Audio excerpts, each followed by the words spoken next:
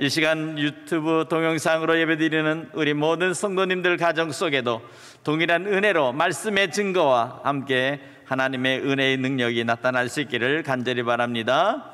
할렐루야. 자, 우리 다 나오실 때 우리 박수로 환영하겠습니다.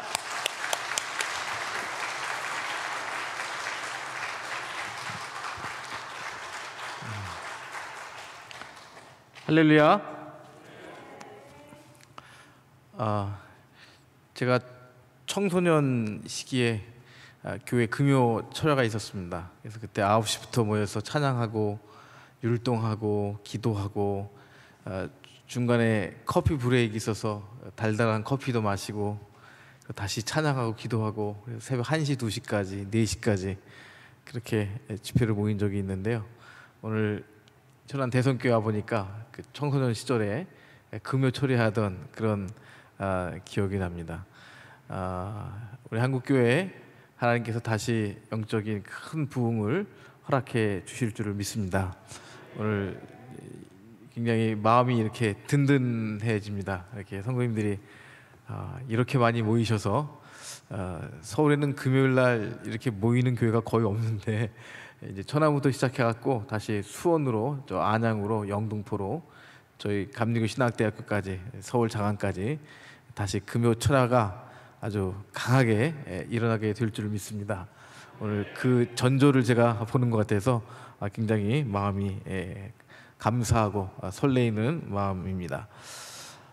새로운 시대가 분명히 열리는 것 같습니다. 긍정적인 면도 있고 부정적인 면도 있고요. 부정적인 이제 면을 보자면 우리가 이전처럼 마음대로 예수님의 이름으로 전도하고 예수님의 이름을 증거하고 하는 것이 상당히 어려워진 시대가 되어 있습니다. 저희 대학에 같이 이제 공부하시는 이제 여자 교수님이 계신데요. 서울에 있는 모 여자 대학교의 교수님인데 저희 대학에서 이제 MDB 이제 우리 최은선 사모님처럼 그렇게 지금 석사로 신학을 공부하고 계셔요. 근데 그 교수님이 수업 시간마다 기회가 있을 때마다 예수님 믿으라고 학생들에게 전도하는데 학생들이 학교 당국에 고발하는 거예요. 교수님 수업 시간에 예수 믿으라고 전도한다고. 그래서 지금은 이제 수업 시간에 전도를 못하고 하나님의 마음에 감동을 주시는 대로 개인적으로 전도하고 있다고 그런 말씀을 주셨어요. 이전에는 공립학교에서도 또 사립학교에서도 중고등학교 선생님들이 자기 반 아이들을 전도하는 것 굉장히 자연스러웠거든요. 지금 중고등학교에 가보면요, 미션 스쿨에서조차도 참 예배드리기가 어려운 겁니다. 예배란 말, 기독교란 말 잘 사용하지 못하고요. 미션 스쿨인데도 굉장히 어려워요. 얼마 전에 그 교목 학교의 목사님들 모임을 잠깐 제가 방문한 적이 있는데 그 목사님들이 회의를 하는데 대책 회의를 하더라고요. 이제는 심지어는 그 이제 목사님을 뽑지는 못하죠. 학교에서 미션 스쿨도 이제는 종교 교사로 뽑아야 되는데 이제는 그것조차도 교육부에서 그 교육청에서 허락하지 않는다. 대책을 좀 세워야겠다. 아주 목사님들이 고전분투하는 것을 볼 수가 있었습니다. 그래서 이제 부정적으로만 생각하면 야, 정말 이제는 예수 믿거나 예수님을 믿으라고 전도하는 것이 너무 어려운 시절이 되었구나 하는 생각을 갖게 되는 것이죠. 그러나 그것을 이제 저희가 이상하게 여기면 안 됩니다.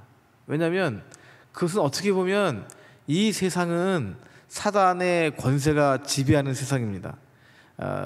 태초 하나님께서 우주 만물을 창조하실 때 원래 죄가 없었잖아요. 그런데 아담과 하와가 범죄함으로 죄가 이 땅에 들어왔어요. 그 죄가 들어옴으로 말미암아 하나님께서 사단에게 어떤 권세를 주셨냐면 이 공중 아래는 사단이 자기의 권세를 사용할 수 있도록 하나님께 허락해 주셨습니다. 그래서 우리가 죄와 결국은 죄의 삭은 사망이니까 죄와 죽음의 권세에 사로잡혀서 살아가는 것이 우리의 인생입니다. 그래서 사실 아주 특별한 시기에 인류의 역사를 보면 아주 특별한 시기에 나라마다 예수님의 이름을 자유롭게 선포하고 자유롭게 전도하고 그래서 교회가 크게 부흥하고 이런 시절이 있었죠. 그것이 이제 과거에 우리 한국 교회가 그런 시절을 겪었습니다. 그러나 그것은 아주 특별히 하나님께서 주신 아주 특별한 선물이고요. 보편적으로는 이 기독교 역사를 보면 예수를 믿는 것이 그렇게 쉬웠던 시기가 많지 않았습니다. 그러니까 지나간 그 우리 100년의 기독교 역사를 보면요, 이거야말로 정말 이해할 수 없는 하나님의 은혜와 하나님의 역사예요. 여러분, 천안에도 얼마나 많은 그 예배당이 있습니까? 교회가 있습니까? 우리가 예수 믿는 나라가 아니었잖아요.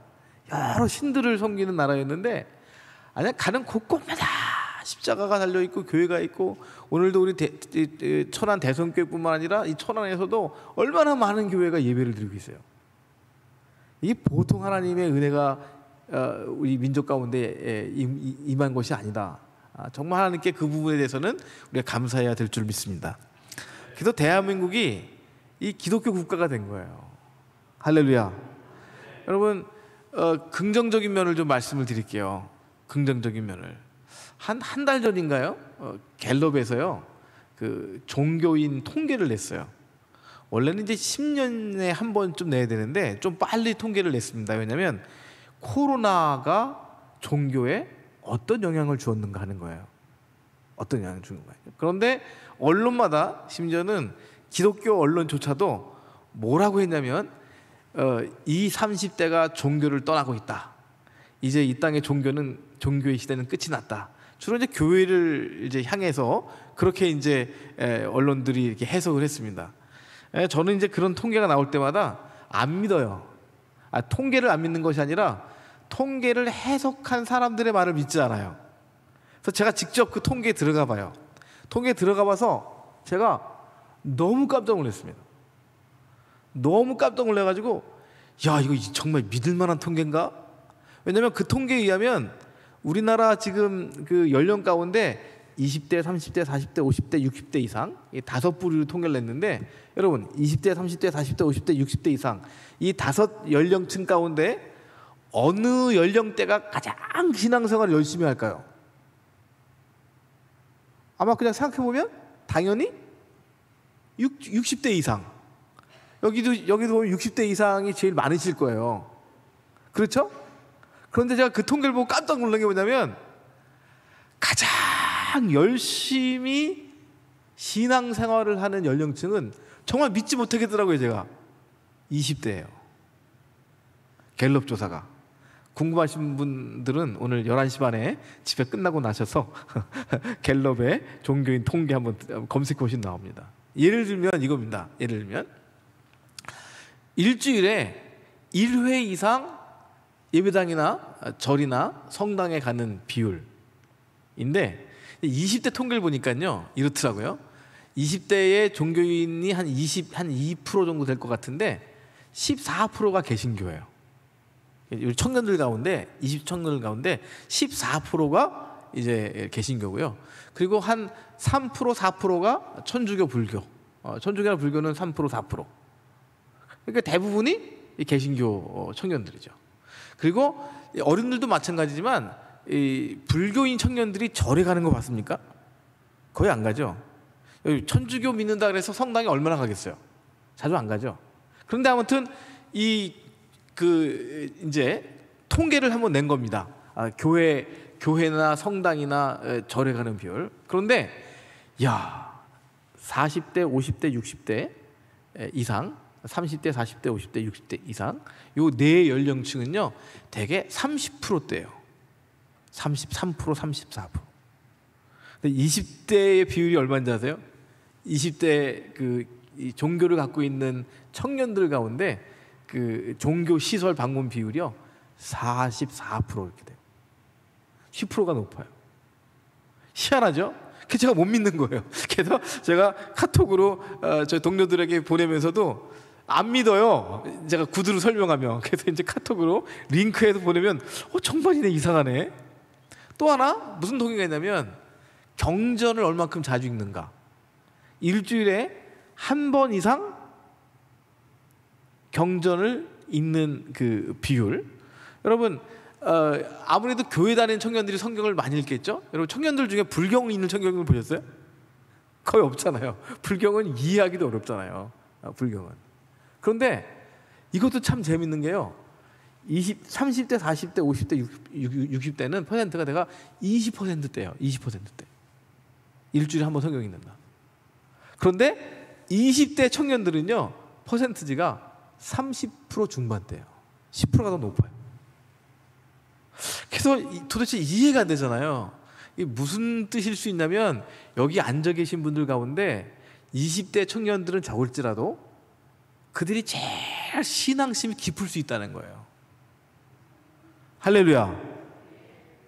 여러분 그냥 이 통계를 보면요, 대한민국에서 불교의 미래가 밝습니까? 천주교의 미래가 밝습니까? 아니면 우리 교회의 미래가 밝습니까? 할렐루야. 이건 분명한 거예요. 이건 분명한 거예요. 그러니까 이제 두 가지 이제 그 해석을 하더라고요, 교수님들이. 첫째, 청년들은 모이는 곳에 많다. 모이는 곳에. 그러니까 이제 지역마다 청년들이 많이 모이는 교회는 청년들이 거기 확 몰려간다는 거죠. 청년들이 흐름을 중요시 여기니까. 그래서 보통 교회에는 청년들이 안 보이지만 정말 열심히 훈련시키는 그런 교회의 청년 중심에 가보면, 교회에 가보면 청년들이 굉장히 많다는 거예요. 아 그래, 그거 이해가 된다. 또 어떤 교수님이 이런 해석을 하더라고요. 이 교수님, 그게 무슨 뜻일까요? 20대, 30대, 40대, 50대, 60대 이상 연령층 가운데 가장 절박한 세대가 20대라는 거예요. 정말 하나님 없이는 살 수 없는, 일반적으로 말하면 정말 신의 도움이 없이는 어떤 꿈과 소망도 가질 수 없는, 뭐 세상적인 용어로 말하면 그냥 사다리가 끊겨버린. 그리고 이전에 부모님들은 어떻게 하래도 집이라도 이렇게 좀 물려줄까, 뭐 전세비라도 물려줄까 하는 생각들을 많이 가졌는데 요즘 이제 중년 부모님들은 내 노년을 어떻게 살지?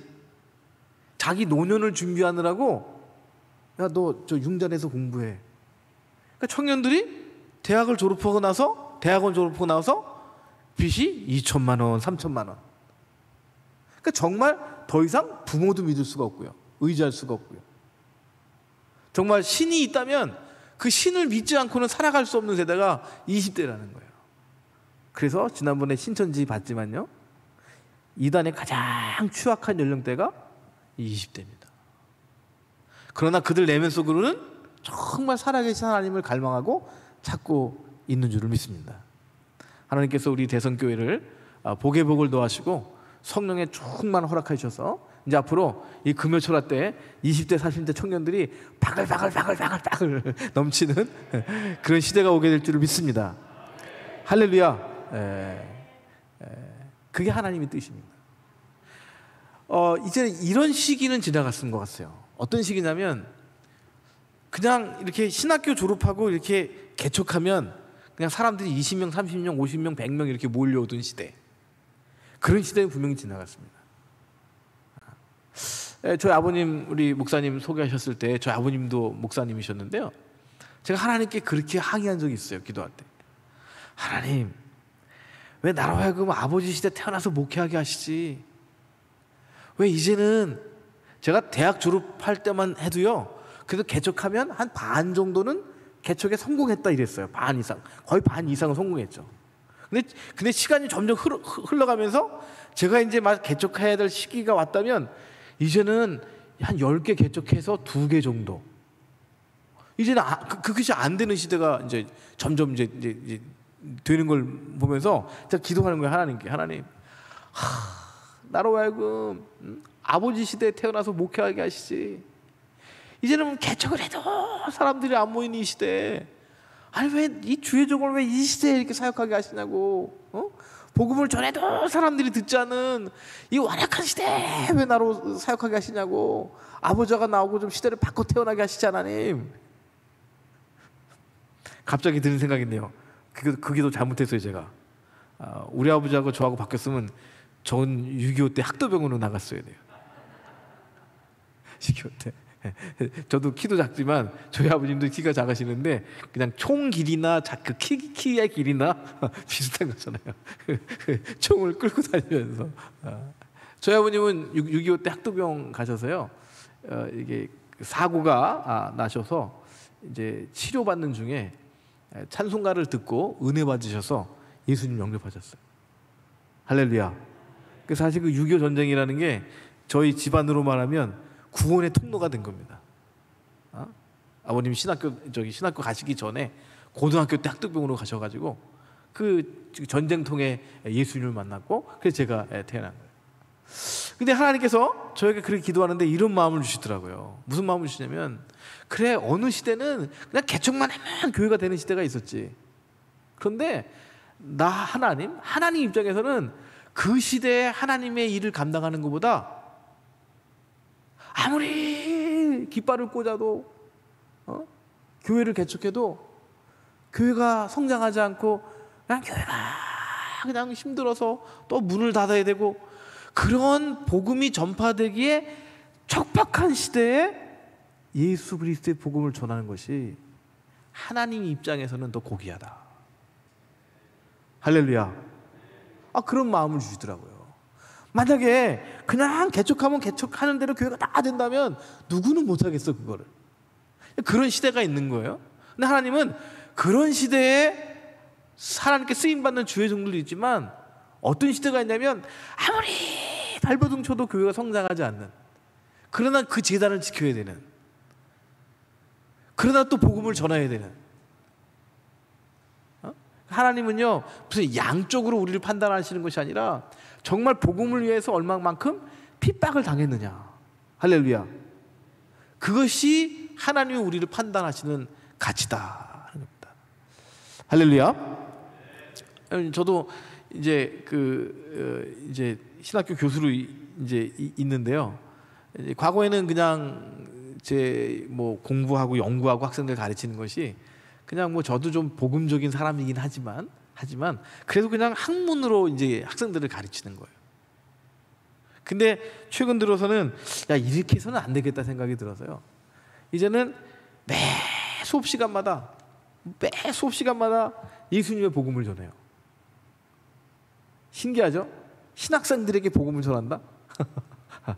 요즘은 이런 생각도 들어요. 목사님들에게 좀 복음을 전해야겠다. 목사님들에게, 정말 지금 젊은 목사님들에게, 40대 30대 이런 목사님들에게 정말 예수님이 누구신지. 할렐루야. 여러분 이제 새로운 시대가 열리는데요. 이 시대는 어떤 시대냐면 정말 옥석이 이제 드러나는 시대가 돼요. 여러분 천안 대성교회는 제가 뭐 영적 분별력이 뛰어난 사람은 절대로 아니지만요. 오늘 제가 이렇게 느끼기에는 막 흥분이 돼요. 아니 이 코로나로 이렇게 어려운 시대에 이렇게 많이 지금 제가 막 힘들어요. 이 설교하기가. 왜냐하면 그 마스크를 딱딱 쓰고 계시잖아요. 그 마스크 쓴 한 분 한 분이 이렇게 굉장히 그 용맹스러운 용사처럼 보여요. 그러니까 이제 기도원의 300명 용사 여기 쫙 깔려 있는데 저처럼 이제 영역 없는 교수가 딱 쓰다 보니까 이게 막 이렇게 기가 막 눌리는 듯한 느낌이 들어요. 할렐루야. 이렇게 살아있는 교회는 살아있고요. 그러나 이름만 있는 교회도 이제는 이 땅에 많아지는. 그래서 정말 옥석이 정말 하나님 안에 또 예수 그리스도 안에 있는 교회와 형식과 제도로 남아있는 교회가 분명히 구분되는. 이제는 무조건 교회를 개척하고 무조건 신학교 나와서 전도하고 목사 안수 받고 그래서 하나님의 나라에 쓰임받는 것이 아니라 정말 하나님께서 예배하시고 하나님께서 기름 부으셔서 세운 하나님의 종들이 있고 그렇지 않은 직업적으로 그냥 상업적으로 그냥 취미생활 삼아서 그것이 분명히 드러나는 그야말로 마지막 종말의 시대가 바로 이제 우리 앞에 전개되고 있다 하는 것입니다. 우리 이제 천안 대성교회는 하나님께서 담임 목사님을 통해서 여러분에게 성령의 깊은 은혜를 주신 줄을 믿습니다. 그런 기도와 그런 능력이 아니고서는 이 밤에 이렇게 모일 수가 없는 거예요. 그리고 이 성령의 은혜와 능력이 더 강하게 역사하셔서 정말 이 천안 지역뿐만 아니라 한국 교회를 깨우고 한국 사회를 살리는 천안 대성교회가 되시기를 주의 이름으로 축원합니다. 여러분, 새 시대가 이제 열리는데요. 이 새 시대는 어떤 시대냐면요, 정말 이제는 예수 그리스도와 연합하지 않으면 살 수 없는 시대가 됩니다. 아니, 살아 있어요. 근데 죽은 거예요. 제가 수요일마다 요즘 우리 학교 학생들하고 몇몇 학생들하고 줌으로 이제 수요 기도회를 합니다. 참 이상한 만남이었어요. 제가 이제 목요일 혹은 토요일에 이제 빵 봉사를 빵을 만들어 가요. 빵을 만들어 가는데 참 잘못 잡혔어요. 제가 이제 빵을 봉사하러 갔는데 한 2달 3달 됐는데 그날이 그 빵 봉사하는 그 빵 만드는 사람들이라고 하는 그 단체가 그 빵집을 폐쇄하는 날이었어요. 폐쇄하는 날. 그래서 교수님, 이제 오늘 마지막 봉사입니다. 문 닫습니다. 우린 저 강원도로 이사 갑니다. 이미 집을 다 계약했고 이제 우리는 강원도 가서 빵 사역하러 떠납니다. 그러시는 거예요. 그렇구나. 그럼 이제 빵 봉사가 나도 끝나나 보다. 그리고 이제 마지막 날 빵을 만드는데 그 중간에 부대표 되시는 분이 저를 찾아오시더니 하는 말이, 근데 교수님, 혹시 이 빵가게 인수할 생각이 없으세요? 그때 제가 저희 집사람하고 의논했어야 돼요. 제가 그냥 마음이 좀 여려가지고요, 또 이렇게 열심히 어떤 때는 막 그냥 금방 이렇게 대답을 쉽게 해요. 그래서 그래요? 이게 문 닫으면 됩니까? 이게 문 닫으면 안 됩니다. 제가 학교 가서 우리 교수님들하고 얘기해서 이거 문 닫지 않게 해보겠습니다. 저기 한 달에 월세가 얼마예요? 그러니까 월세가 한 70만 원도 안 되더라고요. 그 정도면 우리가 할 수 있을 것 같습니다. 기다려 보세요. 그리고 학교 가서 교수님들한테, 우리 서대문구청에 있는 우리 동네에 있는 학교 근처에 있는 이 노숙자들을 위하고 가난한 사람들을 위해서 빵 만드는 이곳이 이제 문을 닫게 됐는데 얼마나 아깝냐고, 우리 교수님들이 얼마씩 내갖고 이 빵집을 좀 운영하자고, 얼마나 돈이 드냐. 그래서 한 67만 원이 충분하다고. 그거 못하겠냐고 한 10몇 명 교수님들이 나서더라고요. 그러니까 50만 원 60만 원 또 교회에서 조금 보조받으면 그건 될 것 같더라고요. 그거 쉽지 않더라고요. 저 2달은 내는데 안 내요.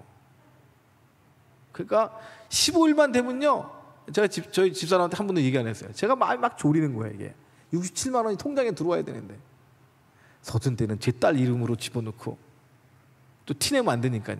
때로는 우리 어머님 이름으로 20만 원 꼬라박고. 근데 이제 겨우 이제 이어가는데 한 2월쯤 됐는데, 지난 10월부터 그 일을 하는데 2월 달쯤 됐는데요, 그 대표가 저한테 다가오더니 그러는 거예요.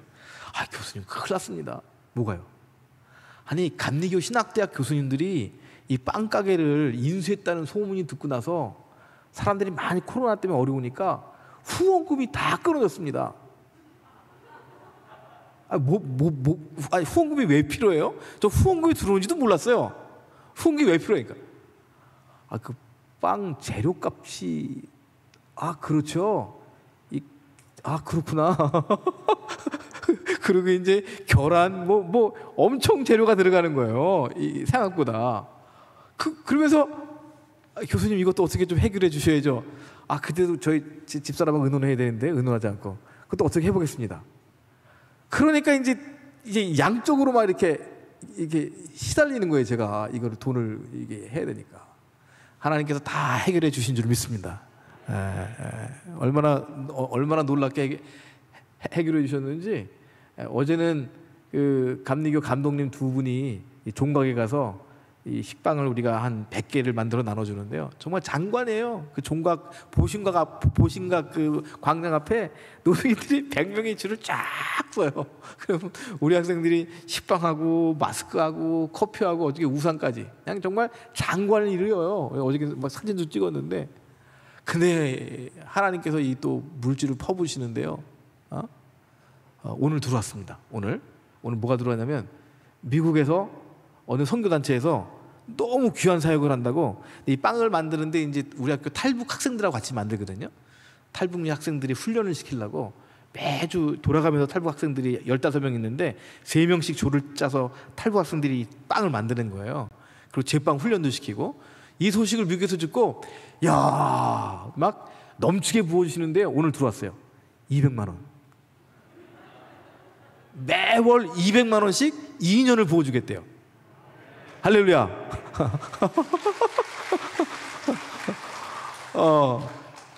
그리고 거기서 끝난 게 아니고요. 어제 왜 그 감독님이 나오셨냐면 이 소식을 들었대요. 제가 이제 바지 사장이 있고 실제 사장이 있습니다. 이 빵가게. 이제 지금 바지 사장은 유경동 교수님이에요. 제가 바지 사장을 세운 겁니다. 제가 너무 나서는 게 별로 성격이 안 맞아갖고 그냥 이름만 사장해. 그래서 이제 빵만사 위원장이고요. 저는 이제 실질적인 사장이니까 돈은 제가 다 끌어오는 거잖아요. 그래서 전화가 왔어요. 너가 실제 사장이라며? 유경동은 바지 사장이고. 그런데요. 나한테 돈이 좀 있는데 헌금하려고. 그래서 감사합니다. 뭐 10만 원만 보내주셔서 감사하죠. 야, 300 보내줄게. 할렐루야. 그래서 제가 막 부자가 된 느낌이에요. 부자가. 이게 뭐 이게 몇 달치가 그냥 딱 이제 쌓여 있으니까 이제 큰 소리 치고 다니는 거죠. 이렇게 큰 소리 이렇게 학교에서. 이 새끼들 말이 들으나. 니들이 안 내도 내가 이제 다 끌어간다 이거 이렇게. 근데 너무 감사한 게요. 이게 재료비가 막 이제 한 달에 100만 원씩 이상 들어가잖아요. 들어가는데 감리교 신학대학교 학생들이요. 학생들이 무슨 행사를 하는데 불우이웃을 위한 그 모금을 하더라고요. 그래서 교수님들이 10,000원, 20,000원씩 이렇게 헌금을 했는데 그 행사가 끝나고 연락이 왔어요. 저한테. 교수님, 저희들이 이번에 모금해서 50만 원 빵 재료비를 보내드리려고요. 통장을 보내주세요. 와, 그냥 통장에 바닥이 달달달 있는데 그래서 그 학생들이 제 입장에서는 코 흘리게 들이내는 돈이잖아요. 그 50만 원이 싹 들어오니까 또 우리 대표님이 뽑아가시는데 밀가루값 10몇만 원, 뭐 계란값 10몇만 원 쭉쭉 뽑아가시네. 이제 돈이 들어오니까 그 물건을 사야 되니까 그 달에 그게 채워진 거예요. 그리고는 그 청년들이 우리 학생회 회장, 부회장, 학술부장이 빵 봉사를 토요일 날 온 거예요. 그래서 이 친구들하고 이제 빵을 만들면서 물어봤어요. 물어봤더니 놀라운 게 뭐냐면, 야, 교회가 없는 거예요, 친구들이. 신학생인데. 그러니까 이제 신학생들이 교회가 참 정하기가 어려워요. 왜냐하면 어느 교회에 나가 섬기다가 이제 사역을 하다가 전도사님으로 사역하다가 그만에 중간되잖아요. 그러면 이제 어느 교회 방문하게 되면 너 이 교회에 사역하러 왔니? 이렇게 자꾸만 이렇게 압박을 하니까 결국은 이제 교회를 못 다니고 막 방황하는 거예요. 그래서 이제 주일날 저랑 같이 예배도 보고, 제가 이제 주일날 무슨 예배 모임이 있는데요. 그리고 제가 이제 수요일날 모아서 이렇게 이제 줌으로 기도 모임을 이제 갖게 됐습니다. 그런데 지난주에 그 자매 하나가 기도 제목을 이런 제목을 넣는 거예요. 교수님, 저 살아있고 싶어요. 저 살아있고 싶어요. 저 살고 있지만 죽은 것처럼 살아요. 정말 살아있고 싶어요. 그래서 이어 말하는 거죠. 제가 정말 예수님을 사랑하고 정말 예수님과 동행하면 내가 살아있는 것 같은데 요즘 그렇지 않아서 살아있지만 죽은 것 같아요. 기도해 주세요. 아마 이것이 오늘날 이 땅에 살아가고 있는 대부분의 청년들의 모습일 것 같아요. 지금 청년들은 더 이 포스트 코로나 이 문화에, 포스트 모던 문화에 더 젖어 있잖아요. 인스타그램을 하고 여러 가지 영상을 보고 여러 가지 드라마를 보고 영화를 보고 하면서 이 첨단 세속 문화에 쭉 빨려 들어가는데, 들어가면 들어갈수록 육체적으로는 쾌락이 있으나 그들의 혼에는 기쁨이 넘치지만 깊어가면 깊어갈수록 영으로는 공허한 거예요. 그래서 이런 말 하더라고요. 교수님, 넷플릭스 끊었어요. 내가 거기 너무 빨려 들어가는 것 같아요. 그러다가 죽을 것 같아요. 그래서 끊었어요. 교수님, 기도해 주세요. 뭐 20대 청년들만 그렇습니까?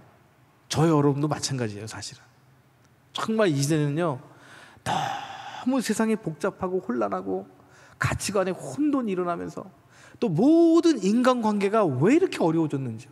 사랑관계가 왜 이렇게 어려워졌는지요. 가정이 이렇게, 가정에 상처가 없는, 정말 이렇게 평안한 가정이 얼마나 되겠어요. 가정마다 상처가 점점 깊어지는데 그것이 치유될 수 없는, 치유되지 않는, 그렇게 방치된 상태로 시간은 흘러가면서 아이들은 아이들대로, 부모는 부모대로, 또 부부는 부부대로 살아있지만 죽음을 경험하면서 살아가고 있는 거예요. 정말 이제야말로 성경이 말하고 있는 그 종말의 시대가 온 것 같아요. 이제는 어떤 사람이 멀쩡히 살다가 고독사라 그러죠. 그냥 죽어도 그냥 누구도 돌볼 수 없는, 누구도 알아챌 수 없는 그런 시대가 이제 바로 우리 앞에 다가오고 있는 거예요. 그래서 앞으로의 시기는 긍정적인 부분보다는 부정적인 것이 훨씬 많은 시대예요. 이 시대 가운데 우리가 어떻게 살 수 있을까요? 다시 말씀드리지만 정말 이제는 정말 그냥 교리나 그냥 선언으로서가 아니라 한번 따라해 보실까요? 예수님과 연합하지 않으면 살 수 없다. 정말 예수님이 내 안에 살아계시고, 많이 말 듣잖아요. 전 청년 때부터 들었어요. 내가 예수님 안에 있고 예수님이 내 안에 있고. 말은 많이 들었는데 도대체 그게 뭐야? 정말 내 안에 예수님이 계신 거야? 그런데 결론은 정말 예수님과 동행하지 않으면, 내가 예수님과 함께 살지 않으면, 예수님 정말 내 안에 계시고 내가 그분의 음성을 들을 수 있고 그분의 인도하심을 받고 그분에게 기도하고 그분이 내게 말씀해 주시고 그래서 그분과 동행하고 그분과 함께 살지 않으면 이제는 정말 우리의 영혼이 빼앗기는, 그냥 누군가 우리 영혼을 뺏어가요. 영화가 우리의 영혼을 뺏어가고, 게임이 우리의 영혼을 뺏어가고. 요즘 이제 그 인스타그램 하면서 사람들이 밥 먹을 때마다 사진 찍잖아요. 그거 왜 찍죠? 아니, 의미가 있다고 찍는데 무슨 의미가 있죠? 세상에 인생이 얼마나 의미가 없으면 그냥 하루 세 끼 밥 먹는 걸 찍어 다시 보지도 않아. 제가 좀 이해를 못 하나요, 좀? 저도 찍고 올려요. 찍고 올리는데, 뭐 하는 거지, 이게? 이게 무슨 의미가 있지? 허상인데?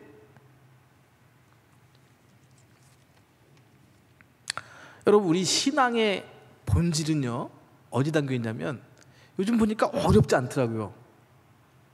하나님께서 우리를 사랑하시기 때문에요, 이 믿음이라는 것, 신앙이라는 것이, 다시 말씀드리면 예수님이 내 안에 계시고 내가 예수님 안에 계신 이것이 기독교 신앙의 본질인데, 기독교 신앙의 본질은요, 예수님이 내 안에 계시고 내가 예수님 안에 있는 거예요. 막연하게 하나님을 믿는 것은 기독교 신앙이 아니에요. 이렇게 얘기했다가 제가 또 저 교수 이단이다 잘라라 이렇게. 우리 하나님 믿지 무슨 소리야? 아니에요. 하나님이라는 것은 우리는 하나님이라 그러지만 영어로는 God, 신이거든요. 신이에요, 신. 우리는 하나님이라 그러지만 정확한 신학적으로 번역은 신을 믿는 거예요, 신을요. God, 신을 믿는 거예요. 신을 믿는 거는 기독교 신앙이 아니에요. 신을 안 믿는 사람이 어디 있어요? 자기 나름대로 다 자기 신이 있는 거예요. 조상신을 섬기든, 무슨 뭐 귀신을 섬기든, 부처님을 섬기든 뭘 섬기든 다 자기 신이 있잖아요. 고무신, 잡신, 뭐 장화신 이거 말고요. 신을 다 믿는다고요. 기독교 신앙은요, 신을 믿는 신앙이 아니에요. 기독교라 그러면 기독교, 하나님교라 그러지 않잖아요. 왜 우리를 하나님교라 그러지 않고 기독교라 그럴까요? 우리는 예수를 믿어야 되는 거예요. 할렐루야. 예. 저 오늘 말씀을 전하기 전에 담임 목사님 방에 있다가 이렇게 나왔는데요. 이렇게 돌아서 나오는데 담임 목사님 책장 위에 나무판으로 오직 예수 이렇게 써 계시더라고요. 그래서 오늘은 오직 예수만 전해야 되는구나. 그리고 올라왔습니다. 준비도 그렇게 했지만. 이게 어디에 나오냐면요, 우리 믿음의 기본이 사도신경이잖아요. 사도신경을 가만히 들여다보면 우리의 신앙이 예수님을 믿는 것이 분명히 드러나 있어요. 여러분, 성경 찬송가 앞에 보면 사도신경이라고 있죠? 한번 펼쳐보실까요? 주기도문 사도신경.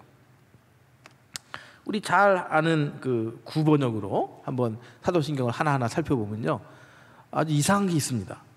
뭐가 이상하냐면 사도신경의 중심은 예수님이에요. 예수님. 볼까요? 첫 줄 읽어볼까요? 시작. 전능하사 천지를 만드신 하나님 아버지를 내가 믿사오며. 끝. 하나님을 믿어요. 창조주로. 끝. 그 다음에 두 번째 줄 시작. 그 외아들 우리 주 예수 그리스도를 믿사오니 하고 끝나는 것이 아니라 예수 그리스도에 대해서는 무엇을 믿어야 되는가 7개, 8개가 쭉 내려와요. 그렇죠? 하나님에 대해서는 그냥 전능하신 창조주 하나님을 내가 믿습니다. 나는 전능하신 창조주를 믿습니다. 이거죠. 근데 두 번째 단계가 예수님에 가는 건데, 하나님뿐만 아니라 그 외아들 예수 그리스도를 믿는데 그분이 이런 분이신 것을 우리가 믿어야 된다는 거죠. 볼까요? 첫 번째, 이는 성령으로 잉태하사 동정녀 마리아에게 나시고. 동정녀 탄생, 마리아로부터, 처녀 마리아로부터 예수님 탄생한 것을 믿는다는 거예요. 이거 믿으시나요? 할렐루야. 이게 이제 기독교 신앙의 출발은 예수님의 출생이에요. 그는 성령으로 잉태하셔서 마리아에게 나셨다. 그 다음에요, 본디오 빌라도에게 고난을 받으셨다. 누구 때문에 고난을 받으신 거죠? 우리를 대신해서. 우리가 질병에 걸리고 우리가 이 세상에 고난당하는데 그 고난을 예수님이 다 친히 감당해 주신 거예요. 여러분, 이 땅에 육체를 입고 산 존재 가운데, 사람 가운데 가장 그 육체의 고통, 정신의 고통에 가장 깊은 바닥까지 내려가신 분이 누구예요? 예수님이에요. 우리가 어떤 질병이나 어떤 고통에 휩싸여 있다 하더라도 이 땅에 육체로 오셨던 예수님의 그 고통과 비교할 수가 없어요. 왜 비교할 수가 없죠? 우리는 인간인데 인간이 당할 고난을 그냥 받는 거잖아요. 당연하게 우리는 받아야 될 고난을 받는 거잖아요. 예수님은요, 원래 누구세요? 하나님이세요. 그분은 하나님과 같으신 분이에요. 하나님이세요. 그분은 자기가 받아야 할 고난이 아니에요. 자기가 받아야 될 고난이 아닌데 우리가 받아야 될 고난을 그가 대신 당하신 거예요. 그러니까 이 고난이 얼마나 힘들겠냐고요. 고난만 나가셨나요? 그 다음 줄 시작. 십자가에 못 박혀 죽으시고, 그가 죽으심으로 우리를 사신 겁니다. 속량이라는, 속량. 우리를 값을 치르신 거예요. 고난은 당하신 것이고 죽으심은 아예 값을 치러주신 거예요. 이성민, 너 얼마야? 내가 얼마나 지불해야 너를 살 수 있어? 너가 지금 죄와 사망의 권세의 노예가 된 거예요. 지금 인간이 노예가 되거든요. 일평생 질병과 싸움해야 되고, 일평생 정신적인, 육체적인 고통을 주기도 하고 받기도 하고, 그리고 또 영적으로는요. 여러분, 죄를 짓고 싶은 사람이 얼마나 되겠어요, 다 사실. 죄를 짓고 싶지도 않은데 죄를 져야 되는, 그런 노예에 있거든요. 여러분, 제 몸값이 굉장히 비싸요. 제가 그냥 기름값 하면 한 200만 원도 안 나오죠. 기름값은 몇만 원도 안 나오겠지만 사실 저는요 한 2천억 이상 되는 값어치예요. 왜죠? 생각해 보세요, 여러분 자신을. 우리가요, 인간의 사람 하나가 60조 개의 세포가 모여서 사람을 형성한대요. 근데 그 세포 하나하나를 만들려고 생각해 보세요. 60조 개의 세포를 하나하나 만들어지나요, 세포가? 우리로서는 만들 수 없는 세포가 60조 개가 이제 합체가 돼서 제가 지금 생각하고 말하고 물도 마시고, 이게 보통 일이 아니거든요. 이게 어떤 가치로 따질 수가 없는 거예요. 그런데 이 몸뚱아리가 육체의 질병의 노예가 됐고, 내 영혼이 사단에 사로잡힌 바 돼가지고 내가 원하지도 않는 죄를 지고 내가 원하지도 않는 질병에 빠져가는 거예요. 그 인간의 운명인 거예요. 예수님의 십자가는 예수님이 자기의 몸을 죽으심으로 그 자기의 값을 치르시고, 예수님이 자기의 생명으로 값을 치르시고 누구를 사신 거예요? 저를 노예에서 사신 거예요. 그 돈 값을 치르시고. 그래서 사탄의 죄악의 권세에 사로잡혀 있는데 해방시켜 주시는 거예요. 자기가 그 값을 치르시고, 평생 질병에 걸리고 고통당하고 싸우고 그 인생의 그 고난의 굴레, 고난의 노예가 돼 살잖아요. 그래서 예수님 자기 몸값을 치르시고 저를 할렐루야 해방시키신 거예요. 할렐루야. 여러분, 죄악의 권세에서 자유하시기를 축복합니다. 인생의 이 고난의 순례에서 빨리 탈출하시기를 주의 이름으로 축원합니다. 나사렛 예수의 이름 명하노니 죄악의 권세야 물러갈지어다, 고난의 수레바퀴야 떠나갈지어다, 깨질지어다. 할렐루야. 그게 저절로 깨지냐고요. 값이 치러줘야 되는 거예요. 여러분, 노예가 그냥 자유가 되나요? 누가 그 몸값을 치러줘야 자유가 되는 거잖아요. 제가 이래봬도 한 2천억은 된다고요. 너무 적은가? 그 예수님이 치러준 것이 그 십자가예요. 그래서 십자가에 못 박혀 죽으시고, 그 다음에 읽어봅시다. 시작. 장사한 지 사흘 만에 죽은 자 가운데서 다시 살아나시고. 근데 그분이 살아나셨어요. 여러분 생각해보세요. 예수님의 십자가는 다 믿으려고 그래요. 왜죠? 저는 아주 어려서부터 십자가를 믿었어요. 왜 그러냐면, 내 죄를 생각하니까요, 이게 예수님이 아니고서는 제 죄가 용서될 수가 없는 거예요. 제가 기억나는 그 죄 이런 겁니다. 걔가 목사님 아들이잖아요, 교회에서. 근데 목사님 아들이 장로님 아들, 권사님 아들, 집사님 아들 데리고 장로님의 수박밭에 가서 밤에 장로님 수박 다 따먹고, 재밌더라고요. 한번 해보니까. 그래서 언젠가는요, 의기투합을 해가지고 교회 옆에 있는 공장에 들어가서 쇳덩어리를 훔쳐다가, 이거 오늘 유튜브 생방송 된다 그랬는데, 이거 송출된다 그랬는데, 이거 쇳덩어리를 훔쳐다가 담으로 이게 던져버리고 뭐 덮어놨다가, 저기 오늘 밤에 잠 못 자겠네요. 제 아내도 모르는 이 죄악을 이거 어떡하죠? 그러다가 이제 그 다음날 오후에 시간 좀 지나간 다음에 엿장수 아저씨한테 쇳덩어리 넘기고 엿바꿔 먹고, 또 주일날 교회 와서 목사들, 장로아들, 권사들, 집사들이 또 예배 보고, 그 죄가 죄인 줄을 모르고. 제가 조금 이쁜 죄를 얘기하는 거예요. 이쁜 죄를. 그것만 있겠어요? 우리가 그 죄만 있겠냐고. 그러니까 십자가는요, 안 믿을래 안 믿을 수가 없어요. 여러분, 십자가를 꼭 믿으시기를 축복합니다. 그런데 그 다음 지금 읽은 거, 장사한 지 사흘 만에 죽은 자 가운데서 다시 살아나시며, 이게 이제 부활이잖아요. 부활. 이 부활이 기독교 신앙의 아주 본질 중에 본질이에요. 십자가는 내 죄를 사하신 거지만, 부활은 우리가 자꾸 어떻게 이해하냐면, 예수님이 부활한 것처럼 나도 부활해야 돼. 예수님이 다시 사신 것처럼 나도 다시 살아. 맞습니다. 잠자는 자의 첫 열매니까 예수님이 부활하셨기 때문에 그 부활을 따라서 우리가 죽지만 다시 살게 될 줄을 믿습니다. 근데 예수님의 부활은, 그것은 우리에게 도움이 되는, 우리에게 혜택이 되는 면에서 예수님의 부활을 지금 말씀드리는 거고요. 예수님의 부활은 그런 차원보다 훨씬 높은 차원의 의미가 있어요. 뭐냐면 예수님이 살아나신 것이 아니라 그 예수님이 지금도 살아계신 거예요. 할렐루야. 많은 우리 개신교 분들이요, 우리 개신교 신앙에 부활절이 별 의미가 없습니다. 이제 왜 부활절에 의미가 없어졌냐면 꼭 사순절에 부활절 전에 특별 새벽기도래, 특세 2주나 3주. 그래갖고 이제 많이 하는 교회 40일. 여러분 40일 해보세요. 40일. 39, 40, 40째 된 날 정말 부활절입니다. 그래서 부활절 새벽 예배까지 드렸어요. 40일 채웠어요. 그래 교회 11시 에 나왔어요. 다 비몽사몽간에 이제 40일이 끝났다. 근데 또 부활절에 꼭 세례식 있잖아요. 그러니까 세례식 하는 동안 다 꾸벅꾸벅 또 그냥 부활하셨다 찬양 부르고, 그 이제 눈 비비고 이제 이렇게 보고 교회 밖 나가는데 교회 저 출입구에서 찐 계란을 2알씩 줘요.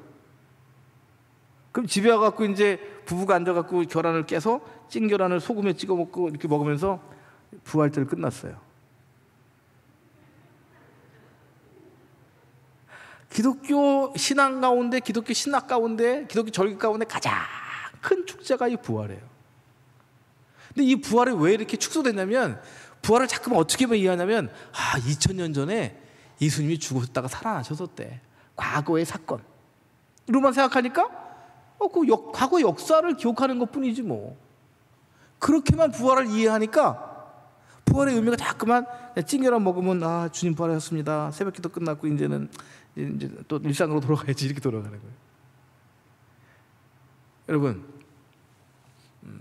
제가 이렇게 오늘 설교하다가 쓰러졌습니다. 그래서 순창병원에 이제 응급실에 갔다가 이제 영안실로 내려갔어요. 제가 죽었어요. 그런데 놀라운 게 3일 있다가 제가 관 뚜껑을 열고 나왔어요. 그리고 지금 제가 여기 서 있다고 생각해 보세요. 이건 과거 역사가 아니라 리얼한 현실이에요. 제가 지금 죽었었는데 살아있는 거예요. 부활은 뭐냐면 예수님이 그때 부활하신 그 과거의 사건만 아니라 그 예수님은 지금도 살아계시다는 거예요. 할렐루야. 그 예수님은 살아계시다는 거예요. 여러분, 정말 살아계신 예수님을 매일매일 만날 수 있는 여러분들을 축복합니다. 그 살아계신 예수님의 능력이, 그 살아계신 예수님의 사랑이 매일매일 내 속에서, 내 안에서, 또 나를 통해서 다른 사람들에게 경험될 수 있기를 주의로 축복합니다. 그분이 살아계신 거예요. 나를 위해서 죽으시고 부활하시 다시 살아신 그분이 지금도 살아계셔서 나와 함께 하신다는 거예요. 이게 기독교 신앙의 중심인 거예요. 그래서 사도신경을 좀 더 보면 이렇게 되어 있습니다. 죽은 자 가운데서 다시 살아나시며, 그 다음에 하늘에 오르사, 승천이죠. 그 다음에 한번 읽어보십시다. 시작. 전능하신 하나님 우편에 앉아 계시다가. 부활하신 예수님이, 살아계신 예수님이 그냥 이벤트로 그냥 하고 그냥 잊어버린 것이 아니라 그냥 뭐 광복한 것처럼, 광복절처럼, 3.1절처럼, 뭐 6.25 전쟁 기념일처럼 그냥 부활의 역사로 끝나는 것이 아니라 그분이 부활하셔서 하늘로 올라가셨어요. 그리고 하나님 우편에 앉아 계신 거예요. 할렐루야. 제가 이제 몇 년 전에 제 제자 하나가 아주 간청을 하더라고요. 교수님, 우리 교회 오셔서 겨울 어린이 부흥회 좀 해주세요. 그래서 내 나이가 몇 살인데 어린이 부흥회를 부탁하냐. 아니 교수님, 꼭 오셔서 우리 어린이부 학생들, 어린이들에게 복음을 전해주세요. 그래요. 너무너무 간청하게, 그래. 그래서 이제 3번 설교를 하러 가겠습니다.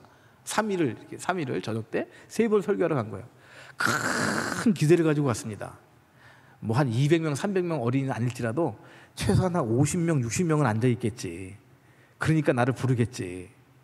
그리고 이제 그 부흥회를 하러 어느 교회 갔는데 지하실 조그만 구석진 방으로 들어가더라고요.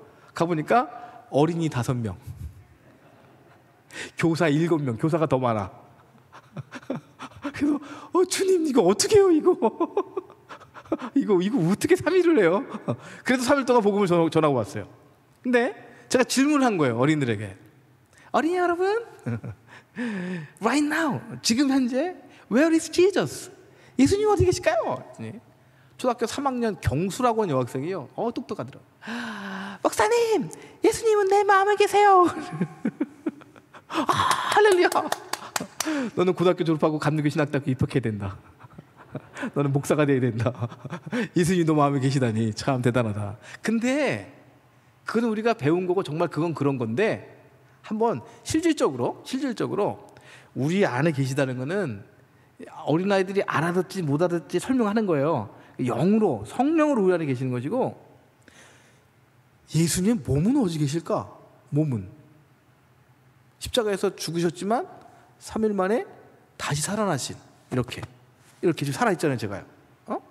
그래서 제자들이 그 몸에 예수님 막 만지기도 했잖아요. 만져봐. 도마는 막 만져보라고 예수님 그러셨잖아요. 그 예수님은 어디 계실까? 영으로는 우리 안에 계시고 우리 함께 계시지만 그 예수님 몸은 어디 계실까? 야, 그런데요, 그 경수가 마치더라고요. 지금 하늘에 하나님 아버지 함께 계셔요. 할렐루야. 여러분, 우리 기독교 신앙의 가장 중요한 현주소가 있는데요, 예수님 지금 어디 계시냐면 부활하셔서 하늘에 오르셔서 하나님 보좌라는 왕자잖아요. 그 왕자는 우주 만물을 통치하는 왕으로서 그 자리에 앉아 계신 거예요. 그 자리에.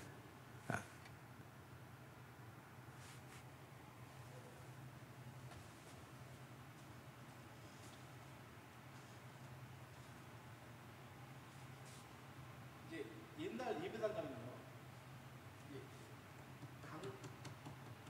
목사님 의자가 있고요, 방송이 있고요, 아래 이렇게 방송 있죠. 발을 밝게 방송을 깔아놓은 거 있죠. 보셨죠? 교회만 있어요. 교회만 이게 있어요. 어디 가도 방석을 이게 발을 올려놓으라고 방석을 이렇게 의자 밑에 이렇게 두꺼운 방석을 하는 데가 없어요. 이게 왜 저렇게 방석을 놓는지 아세요? 이게 예수님의 자리예요, 이것이. 그러니까 목사님들이 교만하라고 하는 것이 아니라, 목사님들이 강단에 올라와서 설교하실 때는 예수님을 대신해서 말씀을 전하시니까 그 순간만은 그 목사님에게는 예수님의 권위를 부여하는 거예요.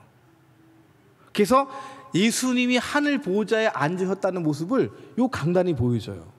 이게 뭐냐면, 이게 이제 왕자면요, 이 왕자 이렇게 앉아서 예수님께서 발로 밟는데 이게 발판이죠, 발판.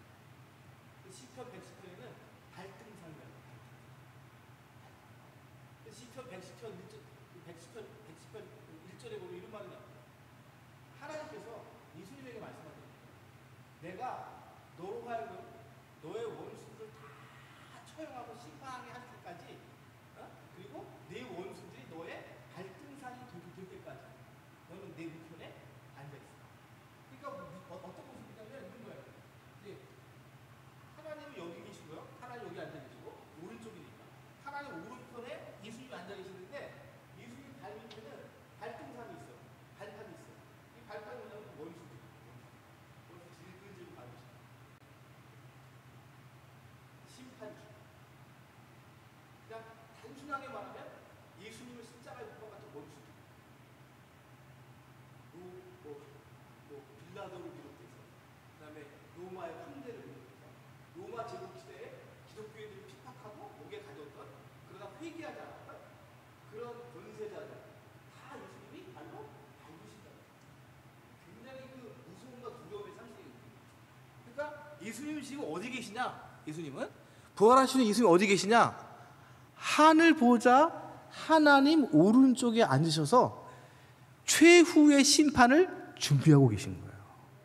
할렐루야.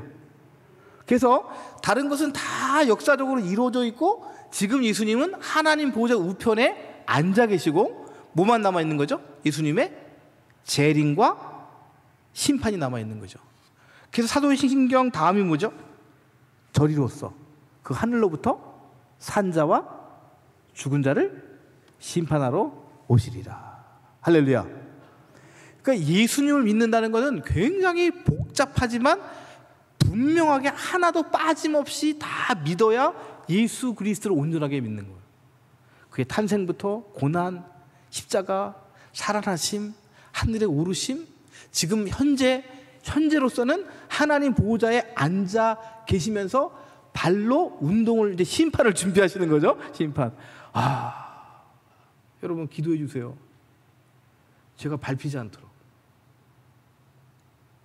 Who knows? Who knows? 주의 종들 가운데도 주님께 심판받을 자가 나올 거란 말이에요. 지금 예수님 그걸 준비하고 계신 거예요. 때가 되면 그래서 산자와 죽은 자를 심판하러 오시리라. 할렐루야. 그런데 그 다음 한 줄만 더 보면요, 성령에 대해서는 어떻게 써있죠? 성령을 너무 비교가 되지 않으세요? 하나님에 대한 신앙 고백은 뭐죠? 전능하시고 창조주 하나님, 예수님은 탄생부터 심지어는 앞으로 오셔서 심판하실 것까지, 이것을 다 믿는 것이 기독교 신앙이에요. 성령은 당연히 믿고요.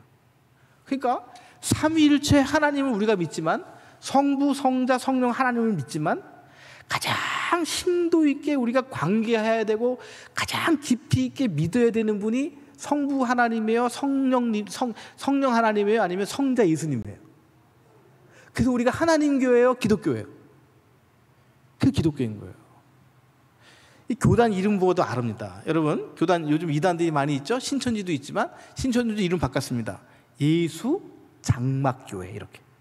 예수자 들어갔다고 그 예수가 그 예수가 아니에요. 거기서 예수 장막할 때 그 예수는 그 신천지의 교주를 말해요.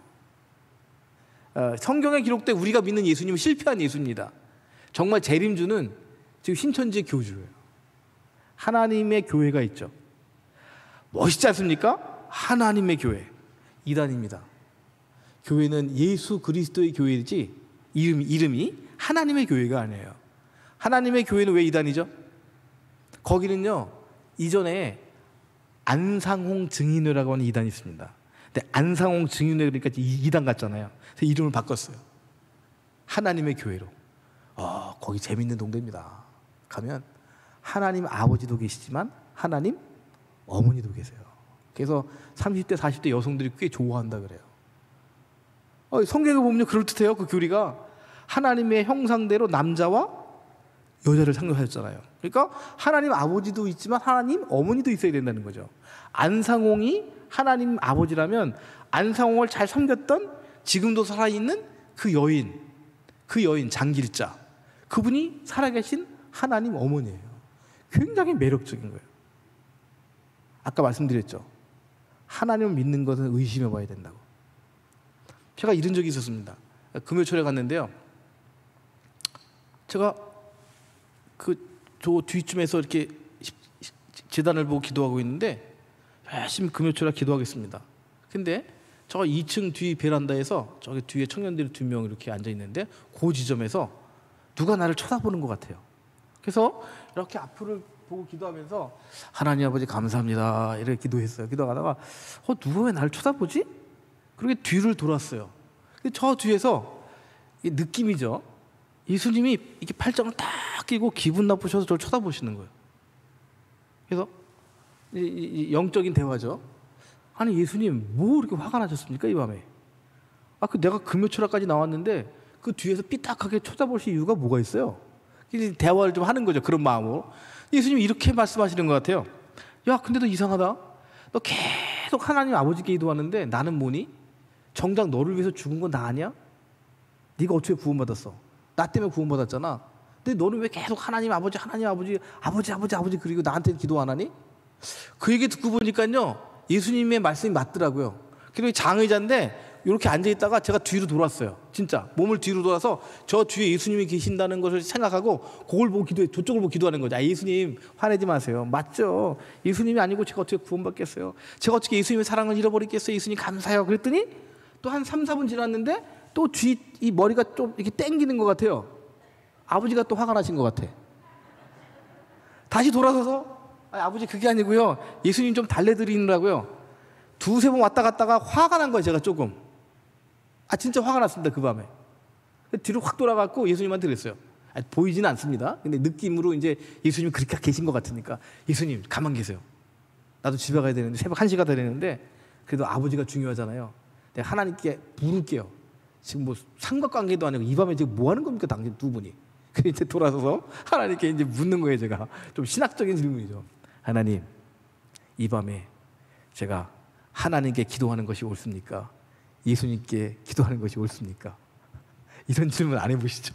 근데 저는 그 밤에 하나님은 저를 훈련을 시키시는 거예요. 그 밤에 굉장히 저로서는 굉장히 중요한, 제 신앙과 제 신학에 굉장히 중요한 순간이었어요. 야, 우리 하나님의 특징은요, 동문서답이에요. 동문서답. 그럴 수밖에 없어요. 왜냐하면 하나님의 가치관과 나의 가치관이 다르기 때문에 내가 물어보는 것이 하나님 바꿔서 대답을 해주세요. 저는 뭐라고 물었죠? 이 밤에 하나님께 기도하는 것이 옳습니까? 예수님께 기도하는 거 옳습니까? 이렇게 물었는데 하나님의 대답에 제게 오는데 이렇게 오는 거죠. 이성민, 나는 내 아들을 사랑하는 자를 사랑해. 그리고 나는 내 아들을 믿는 자를 사랑해. 그런데 세상에는 나를 믿는다 그러지만 내 아들을 사랑하지 않는 자들이 있어. 그들의 믿음을 나는 인정하지 않아. 오, 이게 뭐지? 이해가 되시죠? 하나님의 마음을, 하나님의 계획을. 하나님이란 존재는 우리가 볼 수도 있고 알 수도 없고 만질 수도 없는 존재예요. 이 땅에 살아가는 인간으로서는 그 우주 만물을 창조하시고 시작도 없고 끝도 없는 그 영원한 세계에 존재하시는 그분을 우리의 오감으로는 도저히 바라볼 수도 없고 만질 수도 없고, 우리가 아무리 영적으로 신비한 세계에 간다 하더라도, 여러분 요한계시록이 다 이해가 되시나요? 요한계시록의 진주문인데, 뭐 황금길인데 정말 황금길과 진주문일까요? 아니에요. 왜죠? 황금길과 진주문은 이 땅에 있는 것이에요. 영원한 것이 아니에요. 황금도 영원하지 않습니다. 사라지는 거예요. 다. 우리 눈에 보이는 건 다 사라지는 겁니다. 요한계시록에 기록된 그것은 진주문 같은 건데 이 땅의 진주와 비교할 수 없는 정말 몇 억 만 배로 아름답고 화려하고 장엄한 것이 진주문이에요. 그러니까 우리가 하나님을 안다는 것은 거짓말 같은 거예요. 그런데 그 하나님 어떻게 하셨어요? 본인도 답답하셨나? 우리를 너무 사랑하셔서 우리에게 자신을 알리시려고, 우리에게 자신을 완전하게 보이시려고, 우리에게 자신을 완전히 드러나게 하시려고. 우리 한번 성경 보겠습니다. 요한일서 1장 1절. 요한일서 1장 1절 같이 읽겠습니다. 요한일서 1장 1절입니다. 시작. 태초부터 있는 생명의 말씀에 관하여는 우리가 들은 바요, 눈으로 본 바요, 자세히 보고 우리 손으로 만진 바라. 첫째, 그 영원하신 예수님, 하나님과 동일하신 그 예수님이 육체의 몸을 입고 오셔서, 첫째, 우리가 들었다. 그의 말씀을 들었다는 거예요. 그 예수님의 말씀을 들었다는 것은 하나님의 말씀을 들었다는 거예요. 두 번째, 눈으로 보았다. 예수님을 본 자는 하나님을 본 거예요. 하나님이 우리에게 보여지도록 오신 분이 예수님이에요. 그러니까 예수님을 본 자는 하나님을 본 거예요. 하나님을 볼 수 없지만 예수님을 본 자는 하나님을 보게 되는 거죠. 심지어는 세 번째, 우리 손으로 만진 바라. 말씀이 육신이 되어 우리 가운데 거하심에 우리가 그 영광을 보니 아버지의 독생자의 영광이요 은혜와 진리가 충만하더라. 할렐루야. 지금도 마찬가지입니다. 지금도 이제 몸으로는 보좌에 앉아 계시지만, 몸으로는 우리에게 믿는 자들에게 성령을 부어주시면 영으로, 영의 세계가, 영이라는 세계가 있잖아요. 영도 하나의 분명한 실체입니다. 분명히 있는 어떤 실체가, 육이 있고 혼이 있지만 영도 분명한 있는데, 그 영으로서 우리에 임재하셔서 우리와 함께 사시는 분이 예수님. 할렐루야. 그분을 우리가 심지어는 만질 수 있는 거예요. 이 만진다는 건 뭐 손으로 예수님 여기 계세요? 이런 의미는 아니지만, 정말 내가 어떤 사람의 몸을 만지듯이 그 예수님을 만질 수 있다는 거죠. 영으로. 그러니까 내 안에 그분이 계시고 내가 그분 안에 있는 거예요. 이것이 기독교 신앙의 중심이고 본질인 줄을 믿습니다. 할렐루야. 이 예수님을 믿고 사시는 여러분 되시기를 주의 이름으로 축복합니다. 이제 시험해 볼 수가 있어요. 정말 예수님 내 안에 계신가? 내가 예수님 안에 있는가? 오늘 밤부터 시험해 보시죠. 사도행전 3장 한번 볼까요? 사도행전 3장 6절 보겠습니다. 사도행전 3장 4장 좀 볼 텐데요. 6절. 사도행전 3장 6절 시작. 베드로가 이르되 은과 금은 내게 없거니와 내게 있는 이것을 내게 주노니 나사렛 예수 그리스도의 이름으로 일어나 걸으라. 아멘. 은과 금은 있어도 되고 없어도 돼요. 있으면 좋겠죠. 근데 없어도 돼요. 이 베드로와 요한이 금과 은이 없었다는 건 진짜 없었다는 것보다는 그게 별로 중요하지 않다는 거예요. 내게는. 그런데 금과 은이 아니라 정말 내게 있는 것이 있어. 그게 누구예요? 예수님. 성령 받았잖아요. 마가의 다락방에 성령 받았잖아요. 그 성령 받은 사람은 그 성령이 임재하심으로 이제는 예수님과 함께 사는 사람이 되는 거예요. 성령은 예수님의 영이기도 하니까. 정말 은혜 중에 은혜는 성령 받는 거예요. 여러분, 이 새 시대가 열리는데요. 이 시대는 어떤 시대가 되냐면 이렇게 구분할 수도 있어요. 정확진 않지만 그 우리나라에 복음이 처음 들어왔을 때는 우리 한국 사람들 조선 한민족 가운데 무슨 의식이 생겼냐면 창조주 하나님에 대한 의식이 생겼어요. 이해가 되시죠? 창조주의 개념이 없었거든요. 근데 서양의 신이 들어오면서 종교가 들어오면서 하나님, 창조주 이런 의식이 생겼습니다. 그 다음에 1970년대 이후에 이 성령의 은사운동이 일어나면서 방언하고 예언하고 하면서 이 성령 시대가 성령이 주도하는 시대를 우리가 경험하고 있어요. 근데 이 정말 마지막 시대는요, 정말 마지막 시대는 어떤 시대냐면 창조주 하나님에 대한 인식도 중요하고 성령이 우리 가운데 오셔서 방언하고 예언하고 이런 은사도 중요하지만 이 정말 마지막 시대에 살아남을 수 있는 이 마지막 시대를 살아갈 수 있는 믿음 뭐냐면 예수 그리스도의 믿음이에요. 예수님을 그리스도로 믿는 그 믿음이에요. 다시 말해 우리 신앙 중심이 오해하지 말고 들으세요. 우리 성부, 성자, 성령, 하나님, 삼위일체 하나님을 믿는 것이지만 이제 마지막 시대 이 마지막을 이길 수 있는 믿음은 무엇 중심의 믿음이냐면 성자 예수님 중심의 믿음이어야 돼요. 여러분, 우리가 하나님께 나아가잖아요. 궁극적으로는 하나님을 섬기고 하나님을 예배하는 거예요. 그런데 누구를 통하지 않고는 하나님께 나갈 수 없죠. 누구 안에서만은 하나님의 완전한 영광을 바라볼 수 있죠. 그러니까 어떻게 보면 하나님께 직접 가면 더 좋을 것 같지만 그건 인간으로서는 가능한 일은 아니고 그러다가 2단, 3단 사이비 종교에 빠지게 되고 그런 하나님의 신비주의에 가다가 2단으로 빠지게 되는 거죠. 가장 온전하고 완전하게 하나님을 경험하는 것은 누구 안에 완전히 들어갈 수 있을 때, 예수님 안에 완전히 있을 때. 성령은 무엇일까요? 그 성령은 인간의 지식으로는 그 예수님을 알 수도 없고 깨달을 수도 없어요. 성령이 오시면 그 성령이 우리 속에서 2000년 전에 죽으신 예수님이 지금도 살아계시고 그분이 내게 성령을 부어주셔서 그 성령 안에서 지금 내가 예수님과 동행한다는 사실을 끊임없이 내 속에서 성령이 증거하셔요. 이래서 삼일체가 되는 것이지. 요즘 영성운동하는 사람 중에서 또 영성이라는 것이 어떤 영성적 신비주의를 추구하는 사람들이 있어요. 이것도 2단, 3단으로 흐르는 거예요. 성경적이지 않아요. 근데 오늘 베드로가 이제 성령 받은 다음에 뭘 말하냐면 내게 있는 게 있어. 내 안에 예수님이 계셔. 금과 은은 없어. 야, 너 일평생 그렇게 앉아 있었지? 너 일평생 그렇게 앉아서 구걸했지? 내가 진짜 선물 줄게.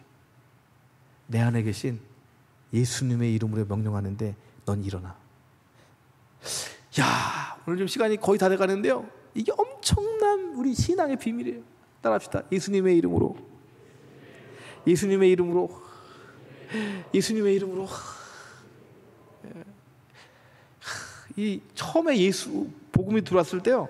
처음에 이 복음을 예수님을 경험하지 못한 귀신들은요. 예수자만 들으면 다 물러가요. 그래서 이전에는 막 예수님의 이름으로 하면 다 막 병도 낫고 막 귀신도 나갔고 막 그런 기사회전 굉장히 많았잖아요. 근데 요즘은요, 예수님의 이름으로 말해도 잘 안 돼요. 이전처럼 잘 안 돼요. 왜일까요?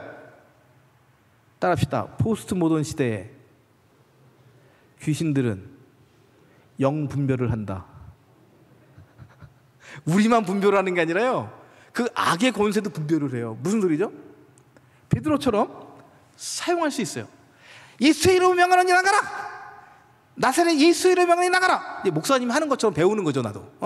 예수님처럼 배워서 예수의 이름으로 나가라, 예수의 이름으로 나가라. 그런데 그 악한 영이 보니까 말은 하는데 그 속에 예수님이 없어. 무섭죠? 이게 분별한다니까요. 내 속에 예수 없어도 예수님의 이름으로 말할 수 있어요. 그런데 그거는 한두 번은 효력이 있을지 모르지만 그러다가 거꾸로 악한 영에 휩싸임을 당해서 폐가 망신할 수 있다는 거죠. 여러분, 오늘 밤에 기도할 때 다시 한번 성령이 우리 가운데 임하셔서 우리 속에 예수님이 실체로 살아계시기를 주의 이름으로 축원합니다. 그래서 우리가 예수 이름으로 말할 때, 나사렛 예수의 이름으로 명하노니 할 때, 내가 말하지만 실제로 누가 말씀하시는 거죠? 예수님. 그 이름이라는 것은 대신이라는 뜻이 있어요. 내 속에 예수님이 살아계신데 내가 예수님 대신해서 말하는 거야. 까불지 말고 빨리 나가. 좋은 말 할 때. 예수님의 이름으로, 내가 예수님을 대신해서 명령한다. 예수님의 이름으로 물러갈지어다 하는 거예요. 공문이라는 거 있죠. 저도 학교에 있지만 마지막에 누가 사인하죠? 총장님. 이 공문은 누구의 이름으로 나가는 거죠? 이후종 총장님의 이름으로 나가는 거예요. 그럼 직원들이 다 들어야 돼, 안 들어야 돼요? 들어야 되는 거예요. 그러니까 예수님의 이름이라는 거는 예수님이 지금 공문에 결제하시는 겁니다. 근데 그분이 우상이 아니라, 미신이 아니라 정말 살아계신 분이에요. 아까 부활 말씀드렸죠. 그냥 부활적 결함 까먹고 끝나는 것이 아니라 그분은 2000년 전에 십자가에 죽으셨지만 부활하신 후에 지금까지 살아계시고 저 보좌에 앉아 계셔요. 그러니까 이렇게 이제 좀 길게 기도하면 이런 거죠. 여기 이제 형편없는 일이 벌어졌어요. 어느 형제가 정말 거의 이제 살아있지만 죽어 있어요. 그럼 이제 기도하는 거죠. 눈물이 나죠. 예수님의 마음으로. 예수님, 이 형제가 다 죽게 되었어요. 이 형제 살려주세요. 그랬더니 이 형제를 묶고 있는 것이 너무 많아. 그럼 이제 이렇게 기도하는 거죠. 이 묶고 있는 것이 좀 물러가야겠구나. 그러면, 야, 이 형제를 위해서, 이 형제의 죄를 위해서 십자가에 죽으시고, 이 형제를 구원하시기 위해서 십자가에 피 흘리시고, 그러나 다시 살아나셨고 지금 하나님 보좌에 앉아 계시고, 그리고 이 형제 속에서 이 형제를 살리시려고 애쓰시는 그 살아계신 예수님의 이름으로 명하노니 너는 묶음을 놓고 떠나갈지어다. 큰 소리 칠 필요도 없어요. 그분이 살아계시다. 그래서 베드로가 전혀 능력이 없던 사람이고 비겁한 사람이고 도망다니는 사람인데 성령의 충만함을 입고 예수님이 그 속에 계시니까, 야, 금과 은은 내게 없어. 그거 나한테 구하지 마. 근데 내가 정말 줄게. 정말 선물을 줄게. 내 속에 살아계신 예수 이름으로 명하노니 일어나 걸어라. 할렐루야. 사도행전을 보면요, 예수님의 이름으로 기도하는 것이 계속돼요. 4장 30절 볼까요? 4장 30절 같이 있습니다. 4장 30절 시작. 손을 내밀어 병을 낫게 하시옵고 표적과 기사가 거룩한 종 예수의 이름으로 이루어지게 하옵소서. 할렐루야. 여러분, 이제 정리합니다. 새로운 시대가 됐어요. 이제 옥석이 갈라지는 시대가 됐습니다. 정말 이제는 그냥 형식적으로 신앙생활한다고 그 신앙이 유지되는 시대는 지났습니다. 이제는 정말 성령 받으셔야 되고, 그 성령이 방언하게 하고 예언하게 하고 병 고치게 하시죠. 근데 성령의 본질은 우리 속에 계셔서 예수님이 살아계심을 계속 증거해 주는 겁니다. 성령은 증언의 영이에요. 뭘 증언하냐면 예수님이 살아계시고 예수님이 왕이시고 예수님이 통치하시고 저기 앉아 계신 하늘 보좌에 앉아 계셔서 모든 것을 통치하시고 다스리시는, 하늘과 땅의 모든 권세를 다스리시는, 오늘이라도 저 김정은을 끌어내리시고 문재인 대통령 끌어내리실 수 있는, 당장이라도 저도 끄집어 내리실 수 있는, 발로 밟으실 수 있는, 실제로 그렇게 하시는 분이 누구예요? 우리 예수님이라는 거예요. 그걸 누가 증언해요? 내 속에서 성령께서. 오, 예수님 살아계시네. 그럼 명령하는 거예요. 그러니까 5장에 가면요, 큰일 났어요. 왜냐하면 사도들이 나가서 예수의 이름으로 하는데 엄청난 역사가 일어나는 거예요. 죽은 자가 살아나고, 병든 자가 물러가고, 치유되고, 귀신들이 다 물러가고, 기사와 이적이 막 일어나니까 유대 지도자들이 감당할 수 없어요. 그 뭘 명령하죠? 절대로 예수의 이름을 말하지 마라. 절대로 예수의 이름을 말하지 마라. 그것이 오늘 28절입니다. 28절 제가 읽어볼게요. 5장 28절입니다. 이르되 우리가 이 이름으로 사람을 가르치지 말라고 언금하였으되. 그만 겁니다. 예수의 이름으로 말하지 마라. 예수의 이름으로. 왜? 예수의 이름으로 말한다는 건 뭐죠? 예수님이 역사하시는 거예요. 예수님이 나타나시는 거예요. 그러니까 예수님이 나타나니까 다 두려워 떠는 거예요. 이러다가 다 유대 나라가 뒤집어질 것 같아. 예수가 완전히 통치하시는 나라가 될 것 같아. 그러니까 그 이름을 사용하지 말라니까. 그런데 사용할 안 할 수가 없잖아요. 안 할 수가 없는 거예요. 그 뭐라고 말하죠? 29절 같이 읽습니다.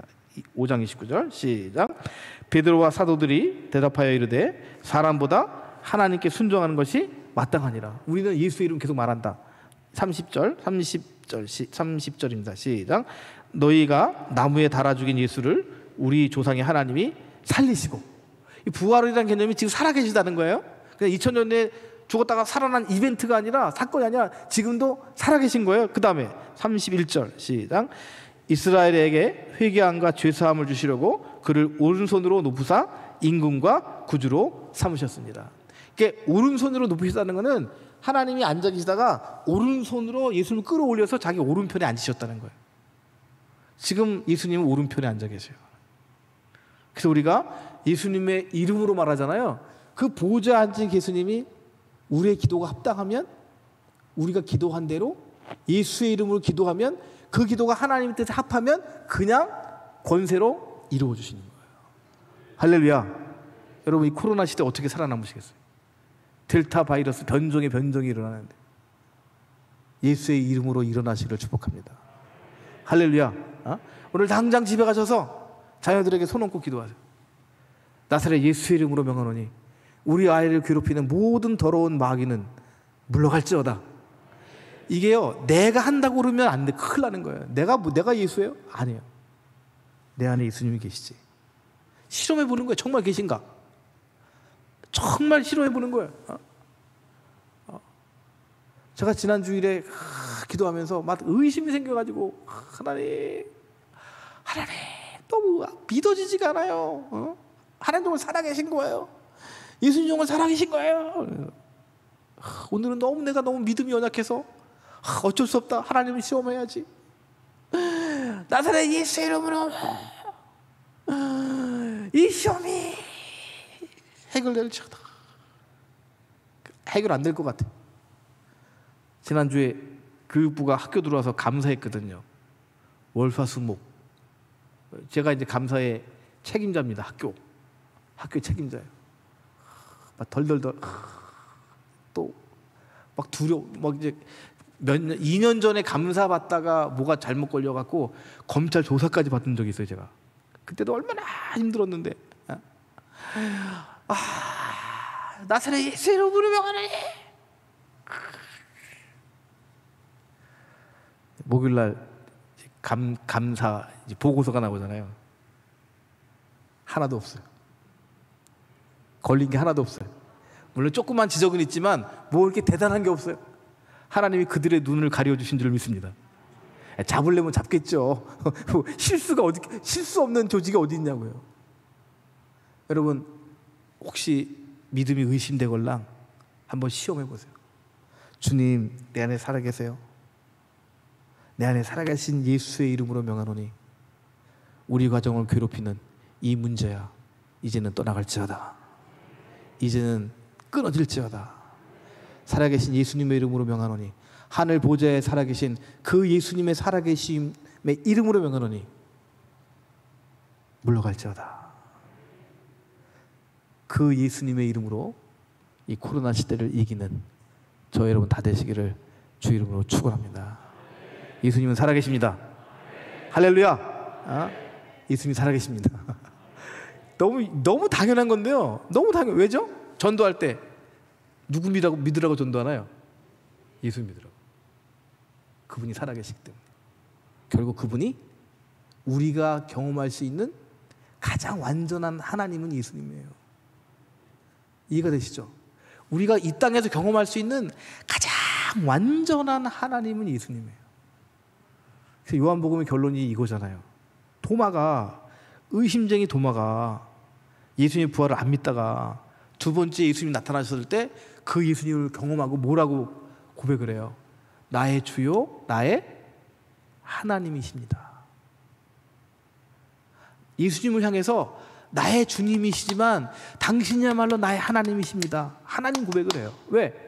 그 예수님의 부활 사건 안에서 완전한 하나님의 능력과 하나님의 사랑과 하나님의 치유하심과 하나님의 능력을 경험하기 때문에 이제 오늘 밤에 기도할 때 성령께서 저와 여러분에게 다시 새롭게 일어나셔서 그 성령 안에서 살아계신 예수님을 경험하고 그 예수의 이름으로 모든 더럽고 악한 것을 다 이기고 승리하는 여러분 다 되시기를 주의 이름으로 축원합니다.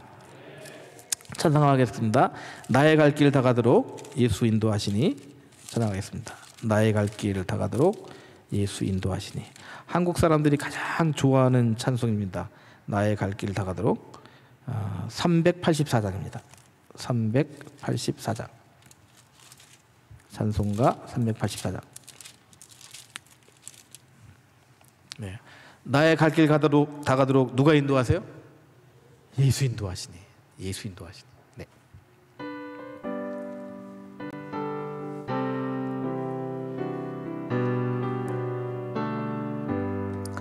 나의 갈 길 다 가도록 예수 인도하시니 내 주 안에 있는 긍휼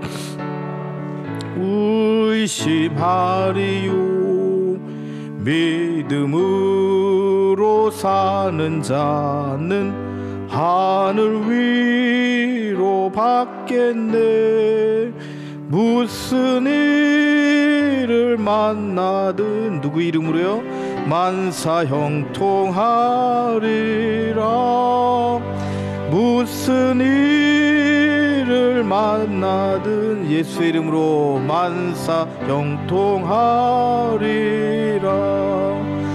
나의 갈 길 다 가도 누가 인도하시나요? 예수 인도하시니. 아무리 어려운 일 당한 때도 족한 은혜 주시네. 그렇습니다. 나는 심히 고단하고 영혼 매우 가라나 나의 앞에 반석에서 샘물 나게 하시네. 나의 앞에 반석에서 샘물 나게 하시네.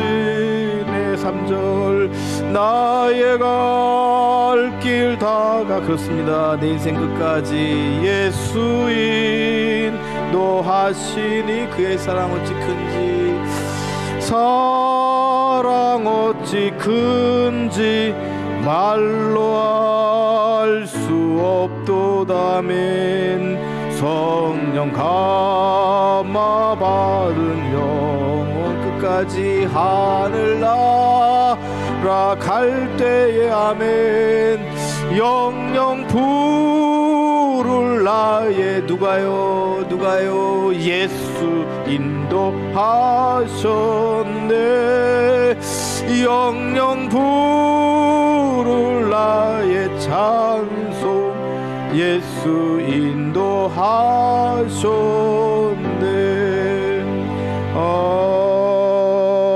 아멘. 시간 주여 한 번 하고요. 통성 기도할 때 하나님 우리에게 성령을 부어 주옵소서. 다시